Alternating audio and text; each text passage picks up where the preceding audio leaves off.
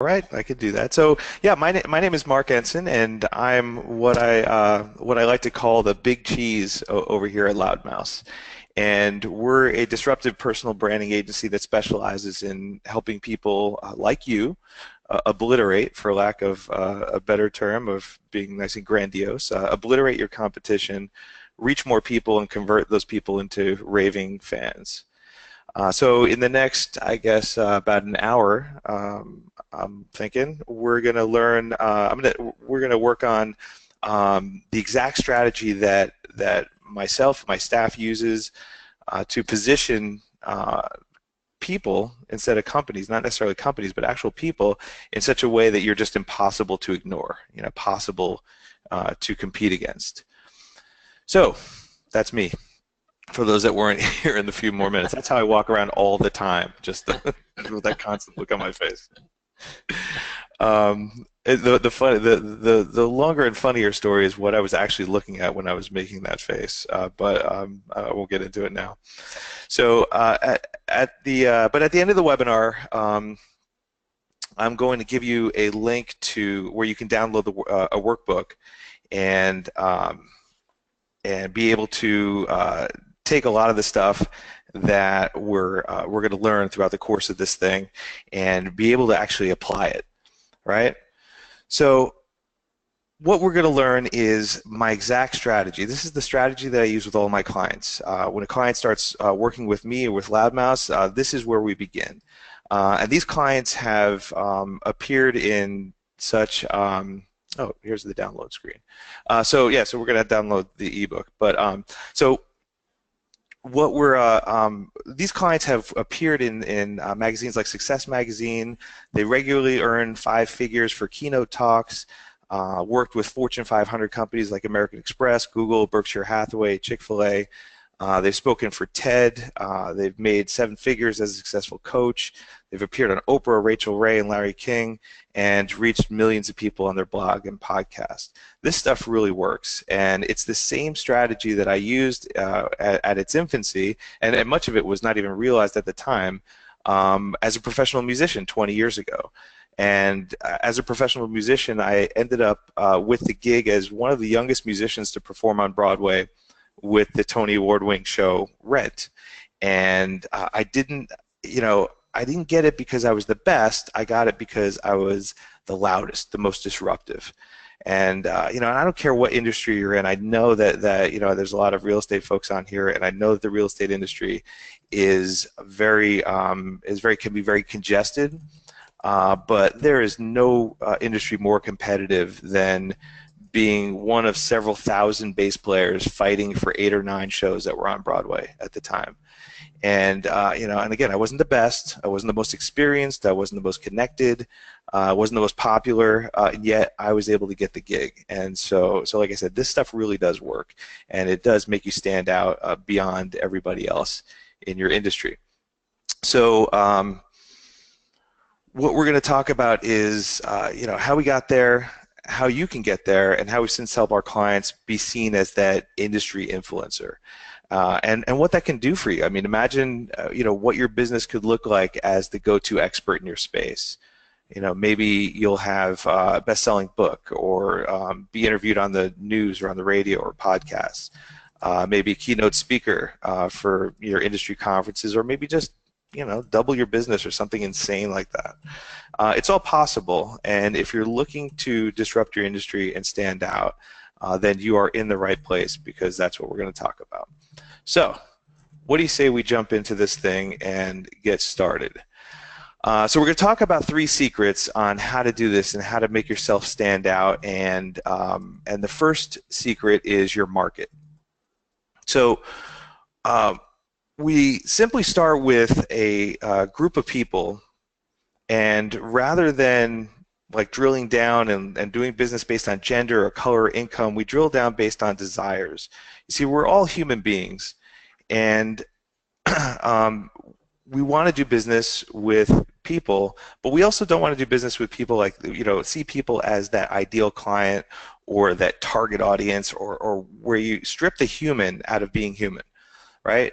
So when a lot of the exercises that you see when you're going through your target audience is stuff like age, gender, race, income level, location, hobbies, values, personality, lifestyle, all those things that we decide to, put people in these little boxes, little compartments. And while there's some value, I'm sure, to knowing that people who wear red socks tend to spend 8 cents more than somebody who wears blue socks, um, this is often an exercise in frustration. And the reason it is frustrating and it sucks the energy out of your business is because, maybe 20 years ago it worked. However, there aren't really that many industries that are so cut and dry that you can just categorize somebody based on their sex, their age, their income level, their race, and just leave it at that. Things have changed. We're humans, and we want to be treated like humans. And nothing makes us feel less heard, less understood, or less cared for than a company who's targeting us based on some criteria that really is a fraction of a percent of who we are, and partly that we had no control over, where we live, where we grew up, or what sex we are, or whatever. So, so when we look at your market, what we're talking about is a group of people with a specific problem that they want and need to solve.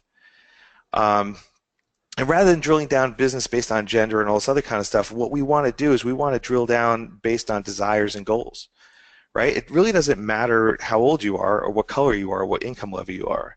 What really matters is if you can bring them closer to something that they want. Looking at my company, Loudmouse, as an example, we're a personal branding agency. We work with people, not all people. The vast majority of our clients are speakers, authors, coaches, and consultants. But we also have plenty of clients who are podcasters, real estate agents, athletes, musicians, and from all walks of life. Different ages, different genders, different colors, different tax brackets, and they're all from different locations. In fact, if the only thing they really kind of have in common is that they want to stand out in whatever it is that they do, whatever industry they're in. So if I were to focus the criteria laid out on the typical ideal client profile, I'd probably be missing at least 50 or 60% of my business right now. So I don't really focus on or care about a lot of that stuff. So breaking down this sentence, this market of who specifically we're targeting. We're going to start with the first half of that, and that's a group of people. And so our specific audience is a group of people, and while we know who we're speaking to is a great first step, it's really kind of nailing down who they are. What are their desires? What are they, what are they really attracted to? What do they want? And so after we start with that, we want to look at the specific problem that they have. So while knowing who we're speaking to is a great step, there must be a specific problem that they're dealing with. Otherwise, they really don't need us, right? And now there's a little bit of psychology that comes with figuring out what their problem is. You see, there are two types of problems that you need to know about and you need to be able to solve. The first is their external problem. Now, this is the problem that lives on the surface, the one that's the most pressing. It's the reason that they start their search for someone like you. It's usually short-term pain that they're currently dealing with, and in the case of Loudmouse, in the case of my company and what I do, the external problem that we usually come across with is related to growing your business. People want to find more clients, they want to be able to charge more, something along those lines. So if you're in the health yeah, sure. Let me jump in here a little bit, because I know we've got a lot of folks in the real estate vertical on the webinar today. So, you could take a glance at this and call the external problem, someone needs to move, right? Why they need to move can be a real differentiator here. So knowing as much as you can about that external problem, about what that specific pain point is, can go a long way to help it differentiate yourself from everyone else. So, I wanted to make sure we mention that as we're going through this, let's try to think about how it applies to the business that we're in. So, what are those problems your customers have? Go ahead and pop that in the question box for me. Call out those problems that you think you're solving for your clients. And while you're popping those in there, we'll let Mark keep going, and then we'll come back to this in a minute. Right, and if you are in real estate, the external problem is most likely something along the idea of I have to, either buy or sell my house. If you're in the health industry, it's probably something like I need to lose weight. If you're in the finance industry, it's probably related to some kind of disruption in your finances. It's the obvious thing. It's the obvious problem that you are there to fix, or that you're able to fix. It's why somebody gets on Google and they start searching. It's why they maybe fill out a contact submission form. It's why they pick up the phone and reach out to you, or show up at a networking event and grab your card. It's you know it's how it's what their short-term pain is. So think about who your market is, and really try to imagine what they're going through right now that would have them want to reach out to you or someone like you. And what is that problem that they're looking to solve that's on the surface? And it's most likely very obvious, because it usually is. Your external problem, it's just that it's on the surface. It's usually very obvious. Yeah, Uh, the, let me just jump in again. sure. So we've got a bunch of answers here. So things like low inventory, they can't find the home they want. There's a divorce, a death in the family, a job transfer, a new family member. They've got too big a house. They can't handle all the maintenance. There's medical limitations of getting old. They don't know the area. I mean, there's so many things here that come to mind. And when you know that internal problem, that's step one, right? Then you've got to communicate to them that you know the problem. So we'll let you proceed in educating us, Mark. This is awesome. Right. So now moving on to the second problem, because remember I said that there were two problems, is your internal problem. And this one's a little more difficult because this problem lives deep down inside.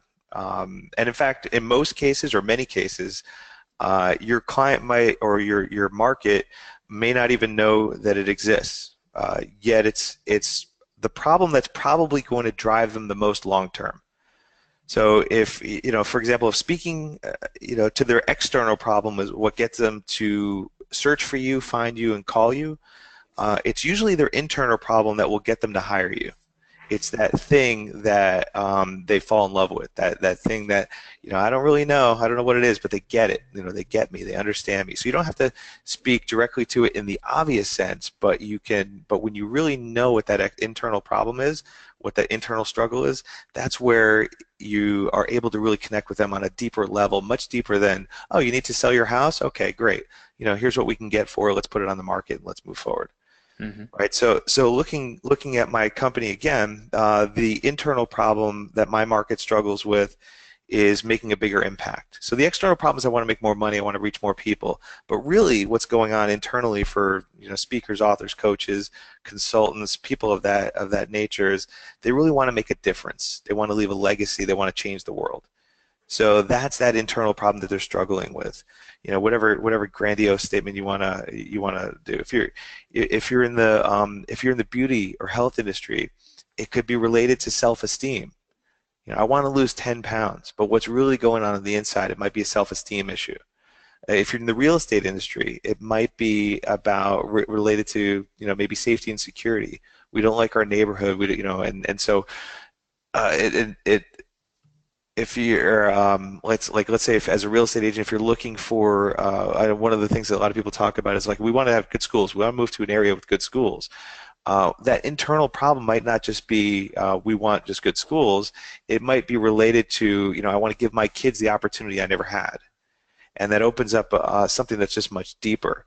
And again, you're not necessarily talking to it on an obvious perspective, but you're understanding it and you're listening for it and you're hearing and it's showing up in how you show up for them. So now, and again, all of this stuff is going to be in the workbook that we're gonna that I'll send you a link to in a few minutes here. So you can read and review this stuff, and then do the exercises and come up with what these things are, what that internal problem is, what that external problem is, and so you can really kind of drill down with who you are and who that market is that you're reaching. So moving on to the third part of that sentence is that they want, and more importantly, that they need to solve. That's a really important thing worth mentioning, that they want and need to solve, because it's not enough to have a problem. You know, you and I we all have problems. It's just a matter of whether they're problems that are worth solving. I mean, there's, you know, you're riddled with problems all day. Anything from traffic to, you know, I don't know how I'm going to pay the mortgage this month. You know, for example, like one of the gutters in my house leaks. And so every time it rains really hard, water pours down on the flower bed below it and, you know, knocks a couple of the rocks out of the way and all that kind of stuff. It's just not important enough for me to fix. The worst case scenario is the flowers and the, you know, get a little more water that day than they would otherwise. But there's no urgency. Don't really care. Don't even, you know, barely even see it anymore. It doesn't bother me. Now, if it was my roof that was leaking and that water was coming in to my bedroom and it was dripping on my bed, then I'd pay anything to fix it immediately. Like, there's urgency. I need to fix this problem like right now. You know, similar issue, same amount of water, much different outcome.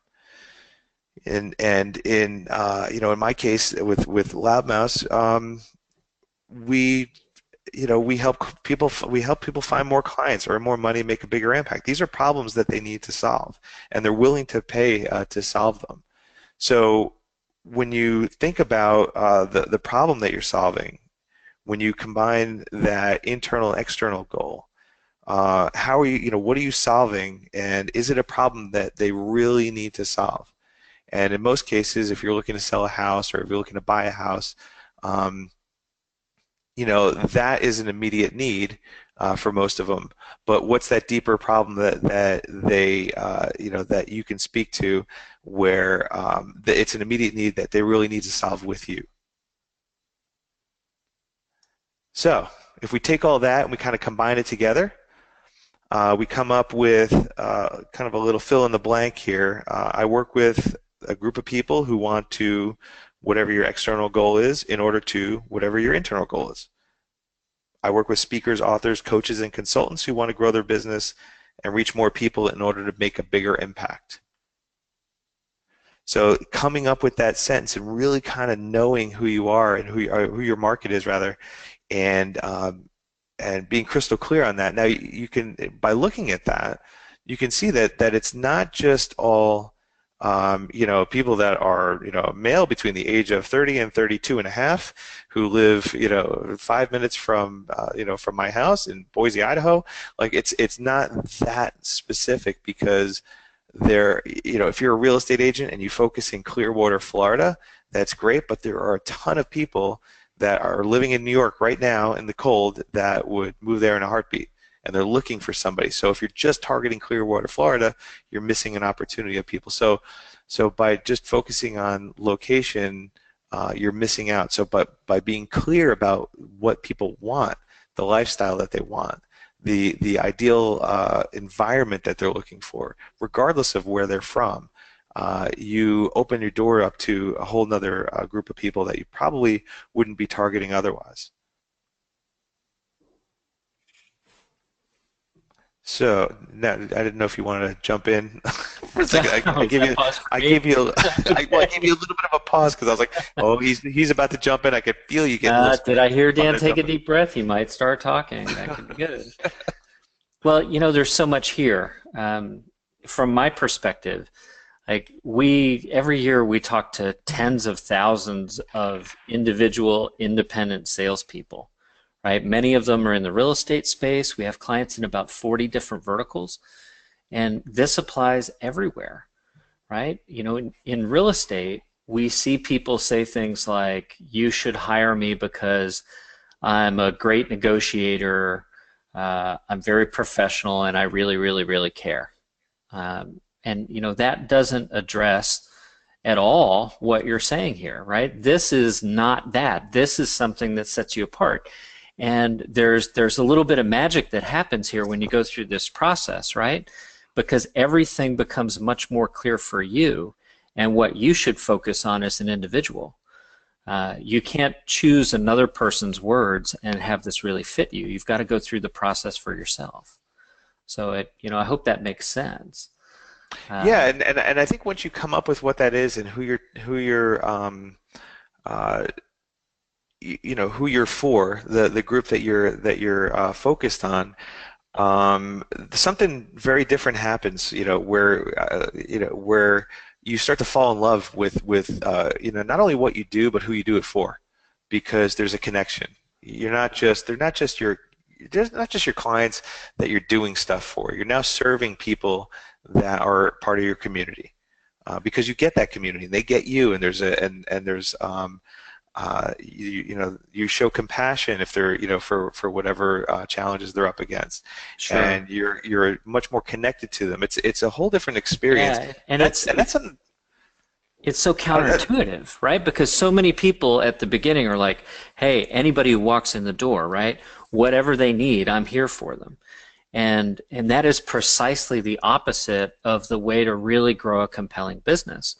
The smaller, the narrower your vision, the more specific you are about who that group of people is, and what their pains are, the better you'll be able to position yourself in that market. The more of it you'll be able to capture. So, right. I had a client of mine a couple of years ago that was he was a caterer. And we went out to breakfast one day, and we're talking about who his target market was, and um, who he liked to work with, because he was struggling. He was having a hard time. And his exact quote was, "Anyone who is hungry." Which, we're at a diner, so like everybody in the room was hungry, but like but they weren't ideal clients. And we started to drill down, only to find out he did weddings and corporate work, but he hated doing weddings, like hated it. It took up his weekends. It was like, it was a year-long process just for one gig, and it was he didn't enjoy it. He didn't like the people that he had to work with, because everybody's always fighting about the chicken fingers or the ice sculpture or whatever it mhm. was, and it turned into a big hassle for him. Whereas on the corporate side, it was regular work. Came often, and he really got that. He was a corporate guy. I mean, this is a guy that left his corporate job to start a catering company because he loved to cook, and he understood that what that group needed. And so we took all the wedding stuff off of his marketing. Stopped taking wedding gigs, which like you say, counterintuitive. He's losing half of his business literally overnight. And within, I think it was 18 months, he doubled his business. And it was just corporate work. He had weekends off, and he absolutely loved what he was doing. There's something to be said for really understanding who you're for, and really understanding who they are, and connecting with them. Yeah, totally agree. Could not agree more. That's been my experience. I've been self-employed for almost 20 years. Happy Grasshopper is my seventh company. And so I've had some successes, and I've also had some real failures. And, when I go back and I look at the failures, most often it's because we're trying to do too much. Right. You gotta focus, narrow that focus. So Right. this is awesome. Please keep going. All right, so we're moving on to secret number two, because now we have a better understanding of our market. And again, you're going to have a chance to download that workbook. It's going to walk you step by step through everything that we just went over. So it'll be really nice and easy for you. Fill in the blank exercises to make it really easy. And it also re-explains a lot of what we've gone through. So if you've taken notes, or if you've not taken notes, it'll be really helpful. But now our second secret is the solution. You need to offer a solution to that internal and external problem. However, not any solution will do. So, because if your solution is no different than everyone else, you're just a commodity. I mean, in the real estate space, if your big pitch is I can get your house sold, or I can find you a house to buy, that's what everybody's doing. That there's nothing that is remotely different about that than what anybody else is doing. It's got to be a solution that's different from everyone else, because that's how you disrupt your industry. That's how you stand out. That's how you make yourself impossible to compete against. Um, Elon Musk disrupted his industry, disrupted the auto industry with the electric car. Jeff Bezos disrupted the way we buy things in with a massive e-commerce store. Steve Jobs disrupted the music industry with a new way to buy and listen to music. Every single one of these people solved a known problem in a way that was different from what anyone else was doing at the time. Yeah, well, everybody just assumed that there was no way to make an electric car that can compete with, with some of the better, faster cars that were out there that use gas. Yeah, Elon did. Everyone assumed that people wouldn't buy stuff online when the internet first gained traction, and now with net neutrality, we might not be able to anymore moving forward. Who knows? And then everybody assumed that the only way to buy music would be in the current physical form. However, these guys stepped up and did something that was different from what everybody else was doing. So the big question for figuring this side of it out is, what is everyone assuming to be true within your industry? So I spent 15 years as the owner of a website design firm. And in that time, I designed probably thousands of websites. I saw beautiful websites that failed miserably, and I saw horrific websites that succeeded beyond what anybody would have expected. And what I learned throughout that process was that you can actually sell more with a good message and a bad website than you can with a bad message and a good website. Like, your message is what is really the most important thing. And yet when you sit down with a marketing company or you sit down with a branding company, the first thing that they're going to talk about is your logo, your colors, your tagline, and your website. Pictures, shapes, and colors. But how do you create something when you don't really know who your market is, you don't really know what your message is, you don't know what the problem is, you don't know what your solution is, you don't know how your solution is different, but we're going to put together a website for you this week, and we'll launch that to the public, and it should, and hopefully it'll sell. So while most marketing companies are starting with the pretty stuff, what we do here is we start with your message, and so that's what makes us different, because because we feel it's important, but also it makes a difference. Like, we've seen the results. I've been in the industry long enough. I've seen the results. So now one of the first things that we find that clients are attracted to, we always say, you judge a book by its cover. Well, that only gets you so far. What people really are attracted to is a message. It's a story. It's all the stuff that we're talking about here. It's feeling like you've been heard. It's feeling like you're connected to another human being, that you're not just doing business with an avatar, or you're not just seen as a target market. You're actually seen as a human being. So, that's what makes our approach different. And, because we believe that, we have a lot of success with people that come and talk to us, and then we'll talk to somebody else, and the second they sit down with somebody else, that person will say, well, let's start with your logo, and it reminds them, they go like, well, wait, what about our message? And it brings up that question of like, well, I don't even know who I'm targeting. How are you going to design my logo? And that creates like a little bit of a disruption. It makes us stand out from everybody else. So this is the type of solution that you need to create for yourself. So let's take a few minutes and maybe reach out to you guys, like knowing who you are, what's going on in your industry, what you do. What is that one thing that you can think of that everyone else in your industry is missing? Anybody have any ideas? I love that you said one thing. That's kind of a trigger word in the real estate community. Oh, that's right. Keller Williams. Yeah, right. the book, The One Thing, sure. So there's a question that's come in from Gina. Gina, thanks for this question. She's asking, how do you disrupt a market like real estate when you literally have hundreds of thousands of agents fighting against you? As in this industry, aside from technology, the biggest impending disruption is price and discount commissions, right? So, in the space, there's been this long-running fear that, like Rich Barton, one of the founders at Zillow, who previously disrupted the travel industry, will completely disrupt the real estate industry and put, there are over 1 million members of the National Association of Realty. But I'm going to answer this a little bit, Mark, and then I'll hand the reins to you. I think there are layers of disruption, right? So you, Gina, as an individual agent, you're not every agent in the world. You're not an entire industry. You're in a market competing against people in that market. So there's some ways that you can disrupt the things that are happening there. Like I have a friend and client named Laurel Starks. She is 100% focused on divorce.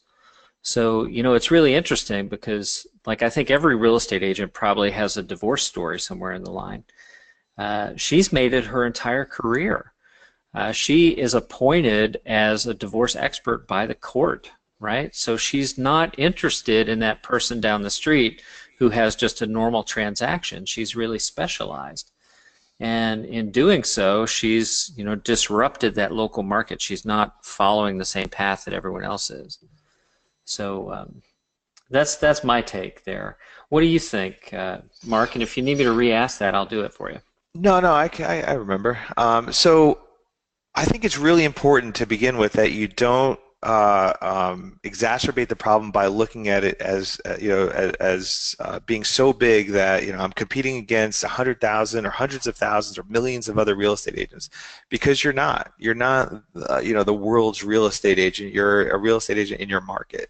And yeah, there are probably 10, 20, 50, 100, 200, whatever it is in depending on how congested your market is, but you're not competing against the world. You're competing against the people in your market, and it's important that you see that, because if you when you look at this, when you look at it through the perspective of, I'm competing against a million other people, it just is so big I can't even try. I don't even know where to go with that.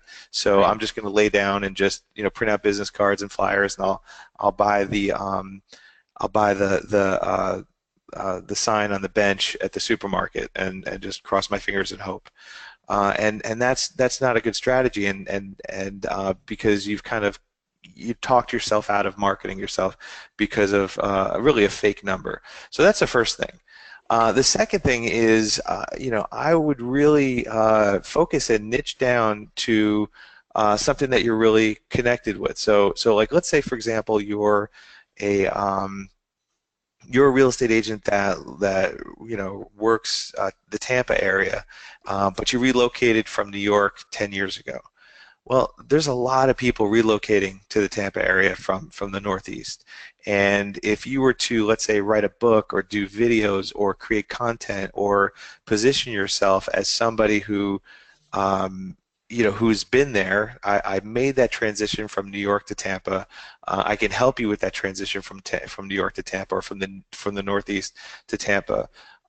There's a huge market of people that are looking for, that are not just looking to move here, but are looking for help and like understanding where the best areas are. Like New Yorkers and people in the Northeast, I want to be around my people. I want to be around people that get me, and they're nervous about making the move. They're worried about schools. We're up, those of us up from the Northeast, we're all we're working on is what we've heard, and so to have somebody kind of lead that charge is really Sure. helpful. So like That having makes a ton of sense. yeah, I and you can do it with anything. Like you can, like, let's say, I mean, if you wrote a book called what to do before you call your real estate agent, or something along, like, that's a stupid name, I get that, but like, but something like that, because we all know that if your house, the way most of us live, if we were just to put a sign on the front door, we would probably get 5% less, maybe 3% less, or whatever the number is, then we probably could, if we really cleaned up, if we got a storage space, got rid of the stuff, made the house look more open, threw on a fresh coat of paint, had a landscaper come in and clean up and make it look really nice. Like, there are a ton of things that you could do to stage your house better. And a lot of people can do that on their own. And so if you wrote the book that teaches people how to do that, or what to do before they call their agent, and how to walk them through that process, by the time they get to the end of that book and their house is looking great and it's ready to go on the market, not only have you personally have have a better chance of selling their house, but when they're done reading that book, who's the expert that they're going to call to list it, Yeah, if they're in your absolutely. market. That makes They've just perfect sense. not. So, Yeah. for example, I moved 14 times. before I graduated high school. So if I were a real estate agent, I would write a book about how to help your kids adjust to the new, to being the new kid, right? To moving, like tips for kids move. I don't know what I'd call the book, but that would be something that I've got personal experience with. I've got knowledge about.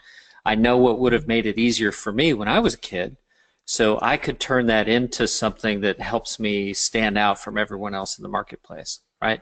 My unique story there really leading the way. Right. And it's and getting back to that first secret of your of who that group of people is who in your market, when you really understand what that internal problem is, that's what the book is speaking to.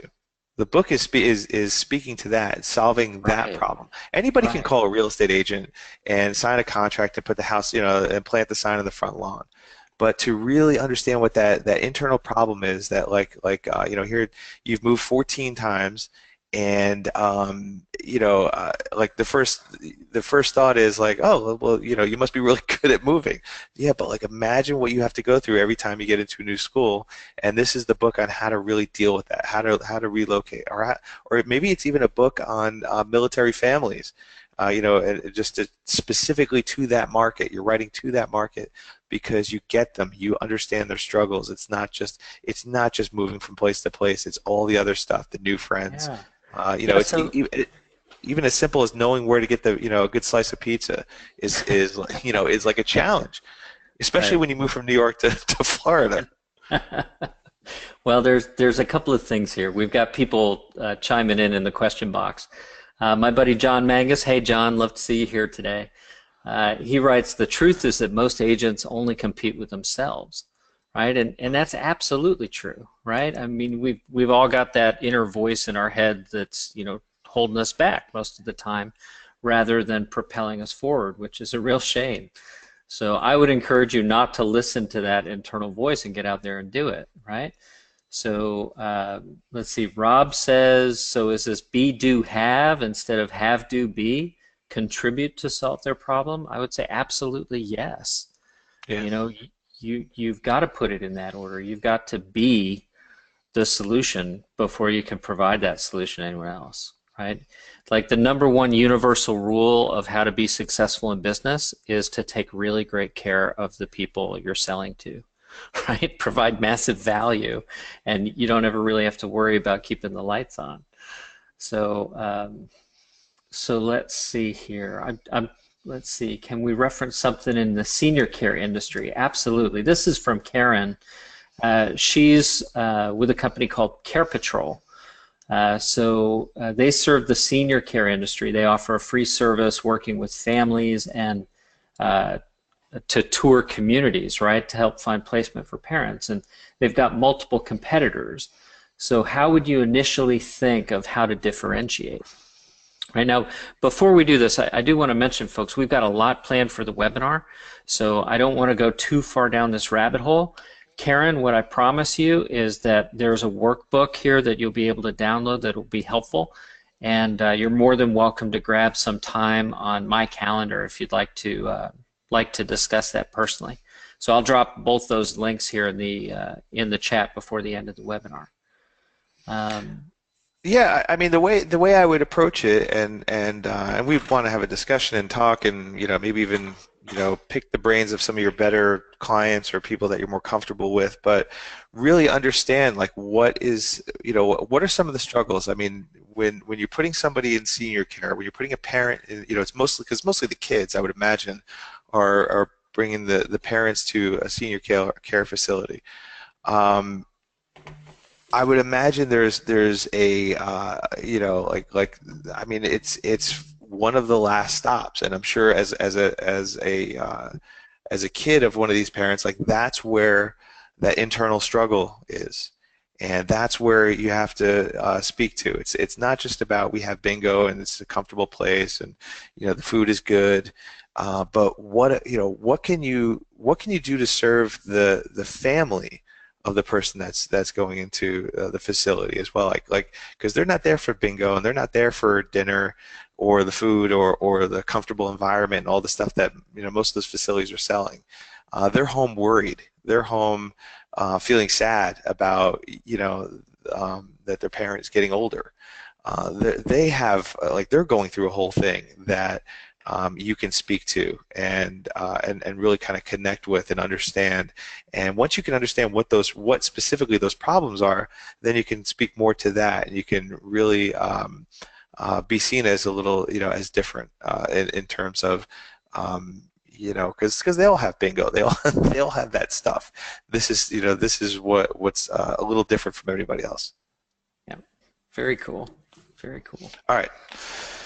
Shall we move on to secret number 3? Yes, let's keep moving. All right. So secret number 3 is your offer, and now we have a market, which was the first secret, and they have a problem that they're willing to spend and spend in order to fix a solution. Come up with a solution. You have a solution that's different from everyone else, and so now you need a way to deliver that solution to your market, and so you need an offer. And so, here's the challenge. We all learn differently. We all have different strengths. We're all in a different place in our lives, professionally, personally, financially. And so we need to have different ways in order for people to connect with us, do business with us, build rapport with us, build a relationship with us, in order to accommodate, everyone in that market that we've kind of determined. So the first one is done by you. This means that the client or the prospect or the visitor on the website, or whoever it is that you're is in your market, actually does the doing. They do the work. They take the action, and you supply them with the answers. So that means you write a book, you have an online program, a podcast, blog, email campaign, or speech. There are a lot of benefits to having a done by you offer. It's one of those things that once you create, you don't have to continue doing any work. You write the book once. You don't have to write the book every time somebody wants to read it. You write the book once, and you put it out into the world, and then people consume it. Whether you sell or give away one, or you give away 1,000,000 of them, you don't have to keep writing it. Now, because of this, a done-by-you offer can be very profitable in the sense that there's no ceiling, there's no numbers. Now, when I say profitable, I don't necessarily just mean that you're selling it and you're making money. So I'm not trying to convince everybody to go into Just being go an write a author. book. Real quick, just go write a bestseller. But I'm talking about creating something that you can then share over and over and over again without you constantly being there and helping people. Like you can write a book without being an author, in the sense of having a 200-page book that's on Amazon that you're selling for $10, and now you got to do a book launch and all this other stuff. You can write a 5 or 10-page book. You can write an ebook. You can write a 1 or 2-page checklist. Hey, here's 20 things that you need to do to get your house ready to go on the market, and you create that once, and you don't have to necessarily sell it. You can trade it. You trade it in for other forms of equity, like an email address. So you're building a list, and you're building a fan base. You're having people spread that message. I had a client of mine that was an agent that what they wanted to reach more people, and their email marketing campaign wasn't working very well. So what we did was we created 4 email newsletters, just 4, and it was one for each season. This was back up in New Jersey, where there was where we actually have seasons. We had seasons. Imagine that. So it wasn't just like 1 or 2 seasons. We actually this had is all the 4. part where Mark and Dan tease you about us being in Florida. And so what we did was we sent it out 2 weeks before the beginning of every season, and it was a checklist of everything that you needed to do to prepare your home for the upcoming season. That was it. And change the batteries on your smoke detectors. Here's what termite damage looks like. So look around the house, kick around the dirt, make sure that the dirt is pitched away from their house, so you don't because rainy season is coming, you don't want to flood the basement, all that kind of stuff.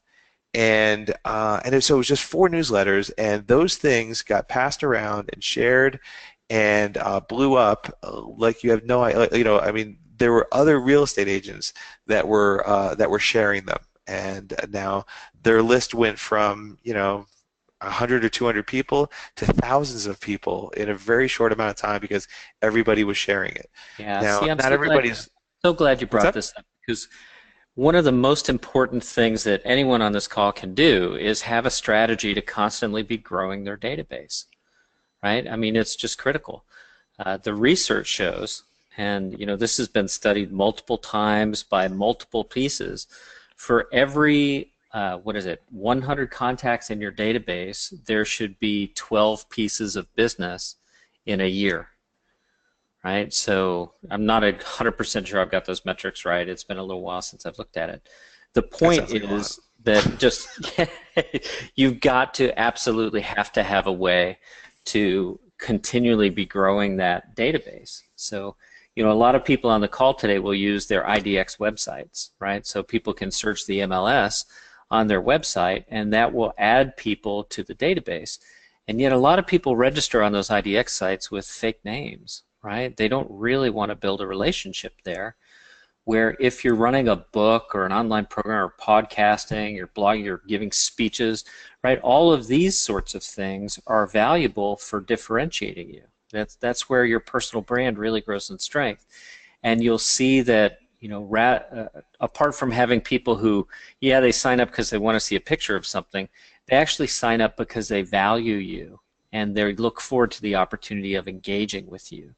Right, and that's a place where your business can grow in an entirely different way. So I'm so glad that you pointed that out. Thank you. Yeah, sure. And with that client that we did the 4 emails, like they went from trying to just beat people over the head with an email about what houses were available that day or that week in their area, which was all automated, and it was very impersonal, and turned it into just 4 emails a year, and again, it just blew up. So it wasn't necessarily the quantity of content, it was really the quality. Like they Hmm. had a message, and they had something that was really worthwhile. Now they also still emailed people in between, like they didn't just send those 4, but it was those 4 that really blew the thing up. If you wrote a 2-page post or a 2-page ebook, checklist on what to look for in a real estate agent, even though like you're a real estate agent, it's something valuable. People will they will trade their email address for something valuable. With the IDX thing, like I completely agree. I've only because I faked my name and email address to get in, or but in most cases, like I'll end up on, the go-to is like realtor.com or whatever. You look on that, and that's just kind of where you start, and then. But if there was somebody in my town or my area or whatever that had that specialty that I needed, that spoke to that thing that I was looking for, and had something that was valuable to me, I would have it on my, it would be on my radar, and that's what happened to them. So they had 20,000 people on their email list that would get these 4 emails. Now they all weren't in the process of selling their home, but anytime somebody asked, "Hey, do you know a real estate agent?" Right away, yeah, oh yeah, I got one. Let me forward the email to you, because the emails were always handy. They always Yeah. had them. Well, There was so always we something that we was. could do a whole separate webinar just on email strategies. And a lot of people Sure. who are on today are my clients at Happy Grasshopper, where I have helped them do exactly these sorts of things. So let's keep trucking. I want to make sure we save time to do that Sure. review Okay. of our volunteer. So that'll be fun. So that's the done by you kind of method. The next one is the done with you, and that's meaning that they're working alongside you. So, group coaching, workshops, masterminds, live webinars, teleconference calls, something where there's a back and forth. A webinar like this is a perfect example where you're where there's interaction, where we're working together towards a solution. So let's say if you created that ebook about staging your home, like the 10 things or the 100 things that you need to do before you call the real estate agent, you can have a matching webinar for it, or a matching even live workshop that you invite people to, you teach them the content that's in that book. Now think about it for a second. So not only have you written this ebook on it, but now you're going to put on a live event. 40 people that show up to the show up to this live event. You don't charge anything for it, let's say, or maybe you could. Like, it's up to you. And so now you have 40 people that are sitting in the room listening to a workshop called "What to Do," and they're local because they're there. What to do before you call your real estate agent.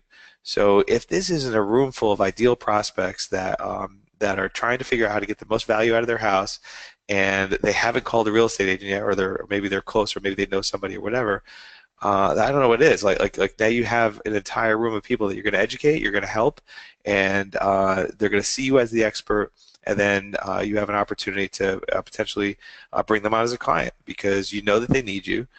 You know that they're doing what they need to do in order to position themselves to sell their house. Now, these solutions tend to be a little more time consuming because you're actively involved as opposed to the previous one. You write the book, you could sell 1 million of them, that's great. It takes a lot of time to do the webinars and the live events.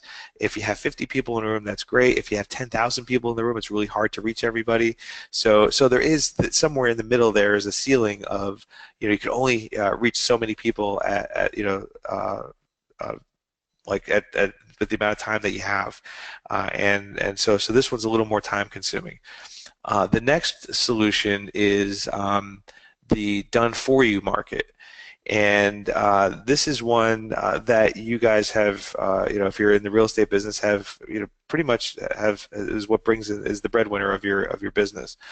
This is that high ticket consulting, private coaching, working with somebody as a real estate broker. It requires a lot of time. It's a lot of hand-holding. It's one-on-one. It tends to be more successful because you're involved in it, and it tends to pay more because it requires so much of your time. But there's also only so much that you can handle, at once. You can't take on 1,000 clients all at one time. It's too much. There's a ceiling. That number is dependent on how much time that each client costs you. And so when looking at this done for you model, this is where a lot of people begin to burn out because they're putting all their eggs in this basket and they don't have the rest of the business working for them on the other two. So looking at the three of them, by combining these three and creating something in each of these buckets, creating a solution that's done by you, creating a solution that's done with you, and creating a solution that's done for you, you're really leveraging where everybody is, where everybody in your market is in that funnel or that the position of hiring you. People that aren't ready to hire you right now but are getting ready will probably want to start with a done by you or done with you kind of thing. So you're basically creating relationships, building rapport, positioning yourself as an expert, giving them something that they can work with, that they can do something with, and so when the time does come and they're ready to hire you, they already see you as the expert that can solve the problem for them, and so then they go for the done for you, and it's less selling on it becomes you become that position where you're qualifying the leads more so than they're qualifying your service. So while this one will pay the most, by feeding that one, that done for you model with the other two, your business is really working for you, where you're not just it's not just Yeah, your business is on when you're actually working. and it's the sort of stuff that you do when you're not so busy serving those clients, right? Right. If you've got a lot of people who want your time right now to do that done for you stuff where it's highly effective and you're paid well to do it, that is not the time to be totally focused on your book, right? Wait for that lull in the market, wait for when things are slowed down, and then keep your effort high. You're just applying the effort in a different place, and you'll reap those rewards for sure. So, folks, I just want to acknowledge that it is now 4 p.m. So we have used up the allotted time for the webinar, and yet we still have more awesome. So don't go anywhere. There's a few more slides here, and then we're going to jump into our live review. So we have a volunteer that has offered their website for us to talk about. I can't wait to show that. So let's keep trucking, Mark. All right, so let's talk about what's next. We have the market, we have the solution, and we have the offer. So what's next? Like once you nail down all those things, and I'm going to give you the link to the workbook in about 5 seconds. Once you figure out all that stuff, then it becomes time to market that. You market that message. You now have something worthy of telling the world about. You're disruptive. Now you need to disrupt. And so with that workbook, it's going to walk you through all that stuff. So here's the link, and maybe if you can add that in the comments. I don't think I can without throwing this whole thing into a tailspin. Do that. No worries. I got you covered. Right. Because this is where your marketing finally comes in. Like instead of, what we do, what most people do with their marketing is what we in the industry call a spray and pray method. It's where you just throw marketing, throw spaghetti at the wall, hope something sticks. We just start throwing things everywhere and hoping and praying that it's actually going to, like somebody's going to buy something. And it's true. Like eventually somebody will sign up or somebody will hire you. Somebody will buy something. Somebody will take action. But better than that is to be hyper focusing, really get that message straight, get that market, get that solution, and get that offer really squared away. Because then when you throw your marketing at it, your marketing dollars will go 10 times farther. You'll convert more, you'll serve more, and you'll be better positioned to grow. So this is the link. It's loudmouse.com/workbook. Head over there. Make sure you download it at some point. I'm keeping the link up, so you don't have to do it right this second. Just write it down if you want, or whatever you want to do. So I am ready to do this live assessment if you're up for it. I am absolutely up for it. Let's do it. Look, I even created a slide for it. Look at that. So I gotta. Okay, so look at that, all set. All right, perfect. So I chose this site, and I got a bunch of you that reached out, and I'm happy to. If you have any questions, a lot of people sent questions I responded to. A lot of people just kind of sent their link. If you have any specific questions, or if you want me to kind of walk through your site as well, I'd be happy to do that. Just reach out via the website, or at the end of this thing I think is my email address, but it's mark@loudmouse.com, and it's Mark with a C, or I like to say I'll pop that in the chat here for you too. Yeah, I like to say it's spelled the correct way. But I chose this one for a couple reasons. One of which is because what I like about the site is it's heading down a lot of the paths that we've talked about. We talked about the having the book, having maybe being speaking, or coach, like seeing more than just I buy and sell houses, like seeing it more of a career as that. So I want to be clear before we dive into this. Whenever I do these assessments, I always have to kind of pre-apologize. I'm not like a grumpy old man that doesn't like everything or anything. I really, I approach these things with nothing but love and respect and service to help you guys improve. So this is not just about this particular website. Look at your website as we're talking through this, but also know that the stuff that I'm picking on or pointing out I'm doing it for the reason of to benefit you, not to point. I think not to everybody point gets left. that. And Monica's doing so much right here already. Like she's miles ahead of many people, and yet there's still some things that can really be improved. So, Right.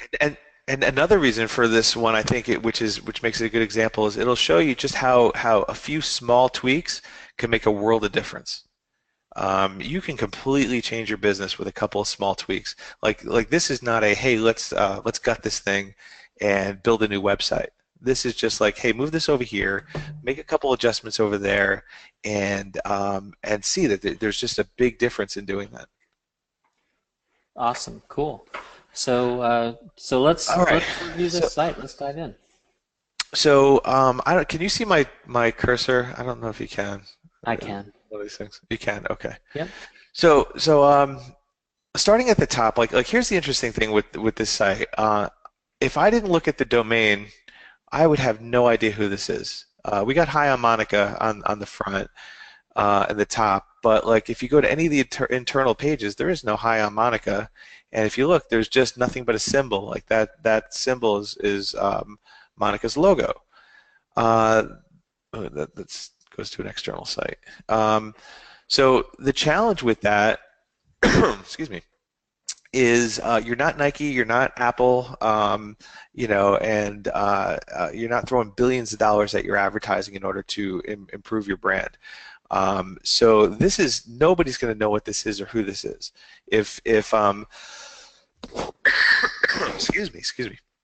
Um, when we talk about like we got to figure how are people going to get to your site, and one of the ways that they're going to get there is social media. Other ways are search engine optimization, and they're not always going to get onto your homepage as the first page on your site. If I click on a link on Google, or I click on a link on Facebook and I land on this page, I have no clue who this is, none. And if I go to the home page and I'm not reading, I still really have no clue. I know it's Monica. I see that, and so I have to go to the domain name to figure out who that is. Your biggest asset is your name in this whole thing. Yes, Keller Williams or whoever your agency is, very important. Um, but you're branding your name. You want to grow your name in this whole thing in order to expand and build that personal brand. So that's the first thing that I would change. Monica would have to change, adding that name in that top right hand corner, top left hand corner rather. Moving on to the rest of the header area, there's a lot going on here. So hi, I'm Monica, realtor, Keller Williams productivity coach, #1 best-selling author, been featured a few places, wrote a book available now, even shared the stage with ABC Shark Tank once upon a time, etc. It goes on and on and on.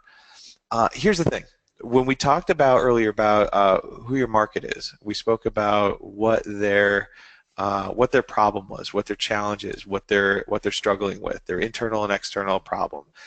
This is not speaking to any of that. So if I'm let's say if I'm moving to the area from another location, or like the example Dan had, where he's moved 14 times, whatever that internal and external problems are, they're not being spoken here, and so I'm immediately disconnected from the website. It's so I basically I feel sold to before I'm even spoken to. Think about it in terms of your house is on fire, and you call the fire department. The fireman shows up, and he's got a bucket of water, in one hand, but he hands you his resume. Hey, let's talk about look, I'm a really good fireman. I've been at this for a long time. I started, and he started giving you his credentials. I love it. I love it. Like, Like if no, we've I got a have a headache and we grab the bottle of Tylenol, we don't want to read the curriculum vitae of the scientist who created it, exactly. right? So that's what and if you go further down the site, we're getting a lot of that. So we got all the logos. So this is this is credibility, a story, a very touching story actually. With Monica's background. Coming soon, the book for an opportunity to be a vendor. But like none of this has spoken to me at all. This is only about this is strictly about Monica, and so it's impressive. There definitely is a place for credibility with the logos. There's definitely a place for the story. It's just whether this is the first thing that you want people to see is questionable, because the first thing that you want to do is you want like basically when they get to your homepage, there should be one or two sentences on the top of that header that say, "Hey, I get who you are. Here's the problem that I can solve for you. Hi, I'm Monica, and here's what I can do X, Y, Z." And where it's not about the credentials. It's about it's that 50,000 foot view of I can solve this problem, and then as you move further down the site, it starts to get a little more into what she does. But Yeah. right here, it's got to be about what she solves. Well, so this is And really interesting, right? Because I mean, Monica is a mover and a shaker, right? She's a powerful person who gets stuff done. She's a really credible person. And yet all of that is less important to the site visitor until they know that she can help them. It's like, the first thing your brain is asking when you arrive at a website is, am I in the right place? right. So, I don't know that this is really answering that question unless maybe they just want to figure out who Monica Rivera is. I don't know that a lot of people are walking around with that pain, though. Right. So and just on a like on an obvious scale, from being on this homepage, I'm not even 100% sure what area she works in. Yeah. Mm-hmm. Like, is it Florida? Is it the whole U.S.? Like, you just don't know. So, you got to remember that people, when they're online, they have the attention span of a jelly bean. They're going to land on the site if like most people aren't really even scrolling down that much at all. And if they do, it's because you've kind of led them through the story. See, Yeah. your homepage, especially your homepage, more so than any other page on your website, is a story. It's a story Mm-hmm. of, and most people, and Monica is guilty of what most websites do. They make themselves the hero of the story. And the truth is that it's the visitor that's the hero of the story. Right. If you as the person behind the website, you're the guide in the story. You're the one that's helping the hero. This is that hero's journey, and you're helping them get through that journey. So when you think of let's say Star Wars, just because I got that on my brain, because it's the new movie's coming out, or it's out, I guess. Think of it in terms of like your visitor is Luke and you're Yoda. Like you're not going to upstage Luke, and but you're going to help Luke get to where he needs to go.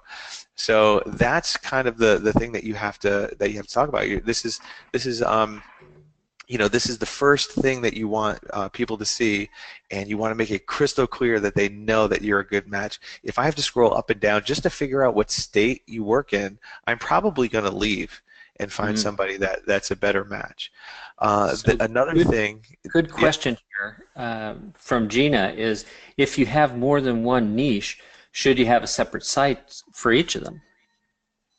it depends on what that is. So if you're an I love attorney that you who's said it also depends, because that's the right answer. I mean, to right. answer that correctly for Gina, we really have to know a lot more, right? We've got to understand what your business is and where you operate.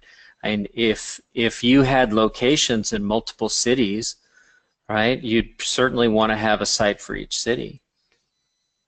Right, and think of it like if you're, however, if you're a landscaper and you're also an attorney, yeah, you need to separate those.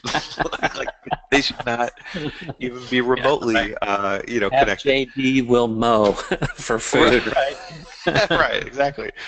But if you're a trademark attorney and you're also a small business attorney, those two feed off of each other, and they can add credibility, and they can easily work together. It's just, so Yeah. it really kind of depends. I mean, if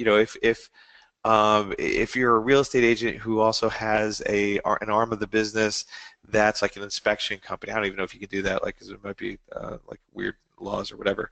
But you also do inspections. Like those are related. They would work well together. If you could do that, I don't. You wouldn't necessarily need uh, two websites for it, but it really kind of depends on what your goals are, and who your market is, and what they're looking for. So another thing that's missing here, that's a big miss, is there's no call to action. There's nothing in terms of like to join the email list, like Dan was saying. Like, it's so important to build that, to build that email list, that rapport with people, and there's nothing here for that. Um, and you're not asking me to do anything. Like you got to ASK if you want a GET. You have to ask if you want something, because people aren't going to just haphazardly reach out and say, hey, I want to give you my email address. Is there anything that you can give me in exchange? Like, they're not going to do that. They're just, but if it's there, and if it's like, hey, that would be really helpful. This area that's right under these logos is perfect for a Call to call action. out that Yeah. it says, hey, like download this thing. It's going to help you get XYZ, whatever.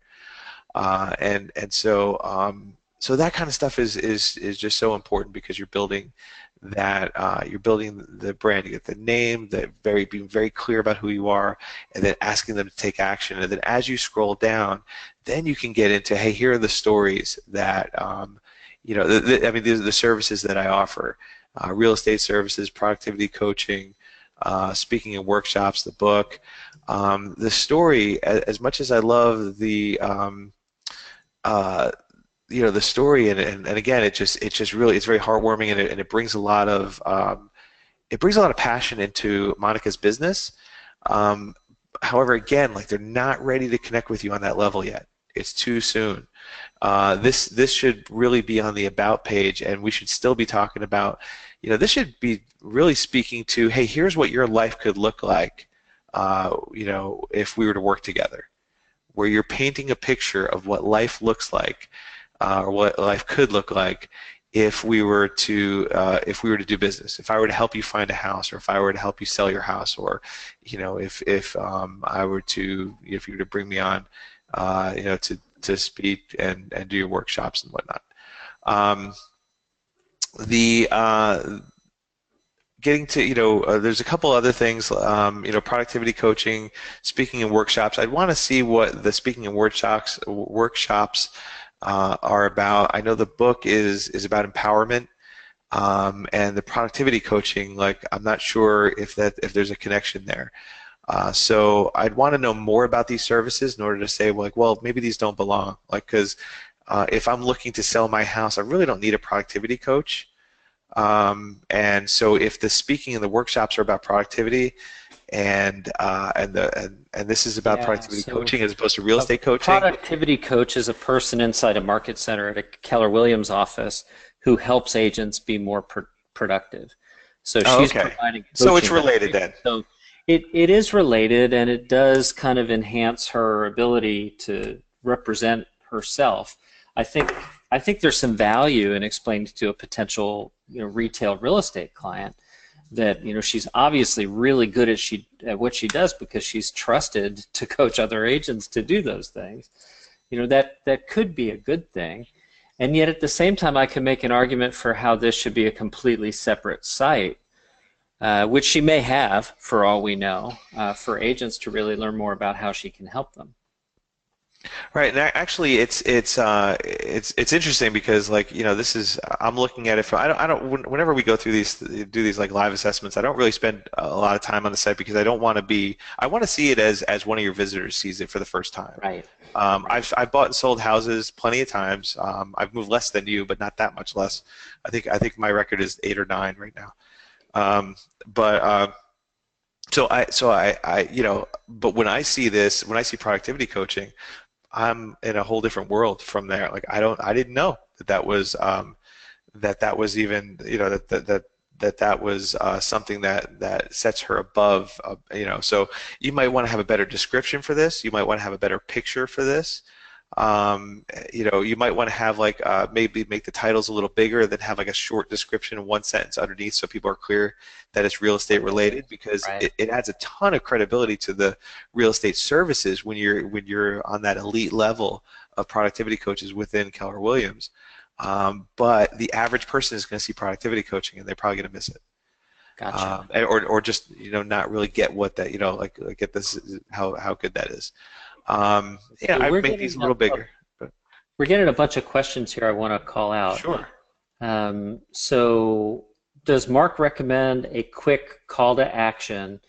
For example, get access to my secret list of homes for sale in, XYZ, or should that be on the first page? Or excuse me, should Um, that be off the first page? I definitely think that you should have a call to action on your homepage. I don't know if everybody's offering my secret list of homes for sale, and coming from the people in the market, like I don't know if any of us even believe that exists. Like it feels like a Right. like because I'm not a real estate agent, and I don't I don't I mean I've dealt with a handful as I've bought and sold houses through my lifetime. And as far as like my understanding of it, and completely wrong, is that once the houses are available, they're on MLS or they're on Realtor.com or whatever it is. Like there's no underground secret, like dark corner of the real, of secrets, super secret houses that only you have access to, as far as I know. Now that could be completely wrong. It's not about what's right and what's wrong. It's about the perception of people. Like that just seems like a way to get me to give you my thing, my Right. email address, so you get to start to hound me over something. And it also seems like that feels like it's something that's more beneficial to you than it is to me. Whereas, like we were talking earlier, 10 things to do to prepare your house to get, to sell, 50 things to look for in a real estate agent, before you hire your next agent, do this kind of thing. Like those kinds of things that are all about me and solving my problem and are getting me closer to solving my problem, I think are better than going in for the kill and trying to, hey, here's a super secret list of houses. Gotcha. Gotcha. Awesome.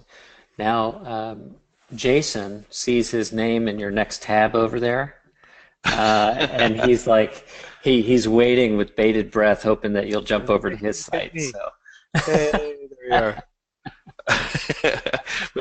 That was our backup, our just in case. yeah. Uh, Okay. Awesome. even though we've run ridiculously long, I guess at this Yeah. point.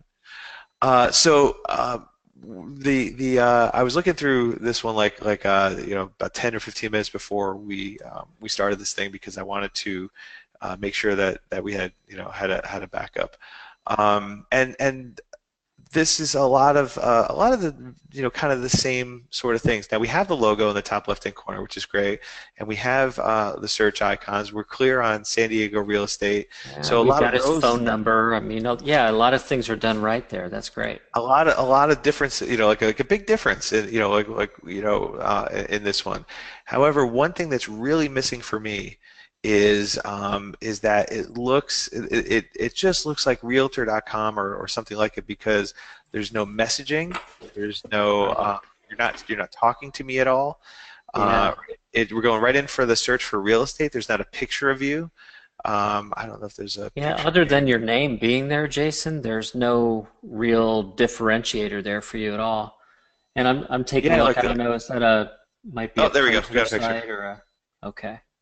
All right, so we Yeah, got a this to picture me there, it but you looks got like a templated site where, the company that's making them can peel his name off and slap another name on in any market in the right, country, and it would still apply. So, that's right, better than not having a site, and yet it's not nearly as good as it could be. right, there's nothing wrong with having a template site because there are some really good template sites out there. It's what you do with the template.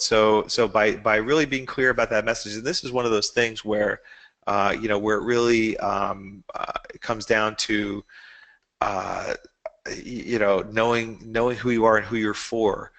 Because if these pictures were a little different, because I'm assuming that you have control over these pictures.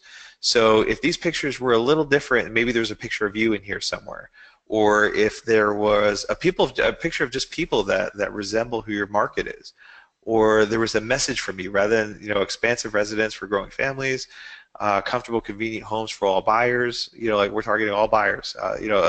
Like there's nothing specific to me that really would stand out and go like, oh, this is the guy I got to talk to. I feel connected to him. Yeah. It's basically a search engine, Hmm. and so you would see a pretty big difference if you were to just add more. Oh, there we go. There's a picture on the bottom. Now, only about 15 or 20% of the people at best will make it to the bottom of your website. It's probably closer to 5 or 10%. And so out of that 5 to 10%, this is where your call to action is. So you're missing 95% or 90% of your traffic is not even seeing this. And there are services that you can use, one of which is called Hotjar. I think it's probably just hotjar.com. And what Hotjar does is it will give you a heat map of how far people are scrolling and what they're looking at. And it'll tell you that, hey, only 5 or 10% of the people are seeing this. Mark, it sounds like your headset is breaking up there pretty bad right now. We're getting some feedback. Oh, really? Yeah, do you have another option there? I do. Okay. Hold on a second. Awesome. And while Mark is figuring that out, there's another question here. Lisa had commented about Mark mentioning the place where you share what life would look like if someone hires you and works with you, right? And where do you do that? Is that on the home page? Is that at the bottom under the services? And again, I would say the answer here is it depends, right?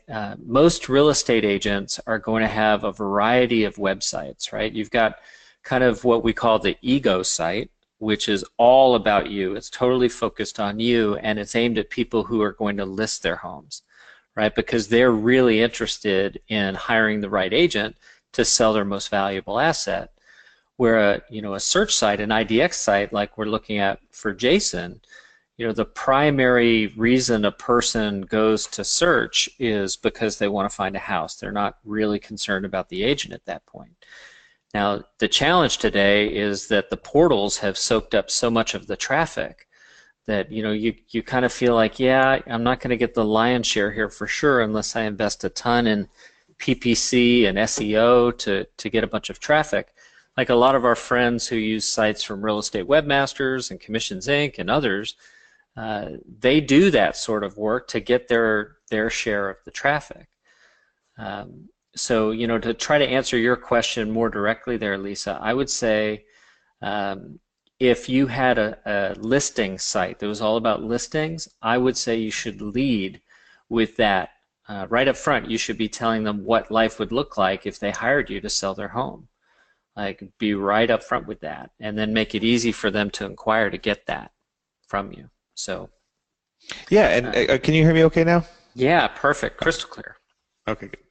And all that comes from doing those 3 exercises. Because it's so funny. Like when we're looking at the blank page, and you're trying to figure out what you should say on your website, it's frustrating. We don't know. So you know what? Just put the listings up there and a search button, and let's just move on.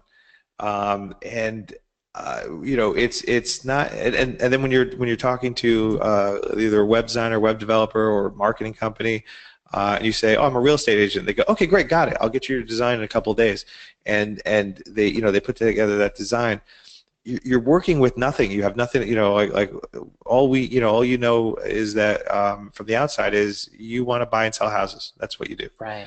Right. Whereas, and Lisa's now letting me know she's not a real estate agent. So, yeah, sorry, Lisa, I shouldn't have assumed that. What kind of business are you in? Go ahead and add that, and we'll keep tearing the site apart, and we'll get back to it. So when we keep tearing the site apart, now I feel bad. Like you're tearing you're so Jason's brutal. site apart. How rude are you to poor Jason in San Diego? It's just crazy. But when you go through those 3 exercises, when you spend half hour on really kind of, or an hour nailing down those three pieces. Now you're not looking at a blank page anymore. You're really clear, so you know the language, you know the problems, you know who you're reaching out to, you know the solution that you have, you know what makes you different, and it makes it really easy to be able to put that language on the website. In fact, like you'll find that you just start writing, when you start writing your About Us page or your home page or whatever content you're going to put on it, it flows because you have an idea of who it is that you're speaking to.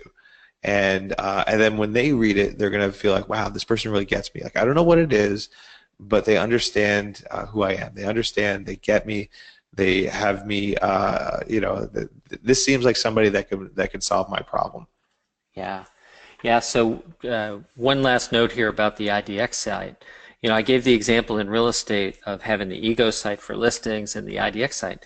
Well, when you know a ton of your traffic is getting soaked up, I call it your traffic, right? Getting soaked up by the portals, I think there's a strong argument to be made to have them come to your site to search for properties, sure, but while they're there, make sure that they can find their agent, right? They may look at dozens of homes before they make a decision, but hopefully they'll only look at a couple of sites before they decide that you're the person they want to work with. Now, Right. a couple of comments here. Jason, by the way, says tear it apart. He would love that. He's taking a ton of notes. And Lisa, she's right smack dab in your wheelhouse, Mark. She's a speaker, coach, trainer, and self-professed. I'm not calling her this. She says social media nerd. So my people, Lisa, high five to you. So yeah, I mean, that to me is a perfect opportunity for a follow-up call, because we didn't talk about this on the webinar, but I know that one of your clients is Hal Elrod, author of The Miracle Morning. And I mean, Hal Elrod has just blown up in huge ways, partly because the work he's done has value and people need it, and also partly because he worked with you, so he could go through this process and get that kind of visibility as a result. So Yeah, I actually had everything to do with all of his success. I don't know if he told you that. That's right. That's right. Hal, Mark Elrod. Yes. We can edit that out, right? Yeah, it's and from the speaker, author, coach world, it's so funny because so many speakers talk about what their topic is. I talk about stress, or I talk about marketing, or I talk about whatever. They have like their topic that their focus is on, but not that many talk about how their audience will be changed because of their speech or because of their book, and let people like get what the topic is, based on that, from that. But start with your audience will be changed. When you're talking to an event planner, when you're talking to an HR person that's looking for a speaker for a conference or for the company, holiday party, whatever it is, the big company gathering, the first thing that they want to know is like, well, what's going to be different? Like, we're going to pay you a 5-figure, amount for a 45-minute keynote. How is my company going to be different? How are the people within my company going to be different?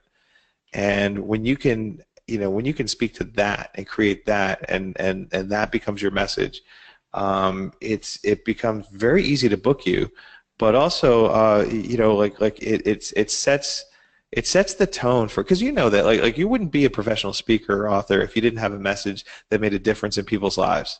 But all the too often we put that aside and we make it about oh, hey, you'll be better at I'm going to talk about stress, so you won't be as stressed. Like that doesn't work. In Hal's case, like if you were to pick apart his, if you were to take his message and just, based on what he does, yeah, get up earlier and do a bunch of stuff, and it'll make you, Yes. you'll get more done. Wake up at 4 instead of 6, and you'll have a better day, more productive, whatever. As opposed to, yeah, it's just the Miracle Morning is about not just getting up, but really connecting with yourself and meditating and journaling and exercising and treating your body and the way that you're approaching your life. It's a lifestyle. He talks about what the end game is. This is the lifestyle that you get to live because you woke up at 4 o'clock instead of 6 o'clock or 5 o'clock, whatever it is. Yeah, that's awesome. That makes a ton of sense, and quite a few people are kind of signing off here in the chat. So, Yeah, my buddy Ian Bush. I mean, we're only 33 minutes over, so we can't be surprised by this. I do want to take a moment and just remind everyone this webinar is recorded. We are going to send this out to you, and you do have an opportunity to reach out and continue this conversation. So Mark's email address is Mark, M-A-R-C. Again, he spelled it the correct way, at loudmouse.com, right? And he's going to pop that back on the screen here for There us. you go. Hey, there I am, and I'm pointing at you, so you know that means I'm serious. That's right. He's highly serious there. So we've got a very serious Marc Ensign. We've got his website, his Twitter, and his email address. And then one other thing. In the chat, you'll see loudmouse.com/workbook. That's where you download your workbook, which, Mark, I just want to congratulate you for the great job you did putting that workbook together. It looks fantastic, and thank you. I know will be super helpful for everyone who goes through those steps there. So Yeah, yeah. and if at any point if somebody is stuck on something or they want to run something by me, shoot me an email, give me a call. Like it's this is it's I'm a giver by nature. I'm a give first kind of person, and so I have no problem helping out wherever I can, and with no strings attached. So please feel free to, I actually love seeing what people come up with, and like looking at the before and the after. It's exciting to see that. So don't be shy. Absolutely, don't be. So, what do you guys think? Did Mark do a great job today? Did we all learn a ton? I mean, absolutely. I've seen him speak twice before. I want to see him speak 20 more times. Thank you so much for being a guest today, Mark. I really sincerely appreciate it. And Oh, I know, based on the comments that are flying in here, people got a ton out of this. So wonderful. And again, I just see another question here. Yes, you late arriver, my buddy Peter. This is recorded, so I'll send you the whole thing. You'll have that. So ton and ton and ton of great food for thought here today. Thank you so much, Mark. I really do sincerely appreciate it. my pleasure, Dan. All right. So ladies and gentlemen, we're going to go ahead and wrap up the webinar, let you all get back to your regularly scheduled day. Happy holidays to everyone, and let's do this again soon. Bye now.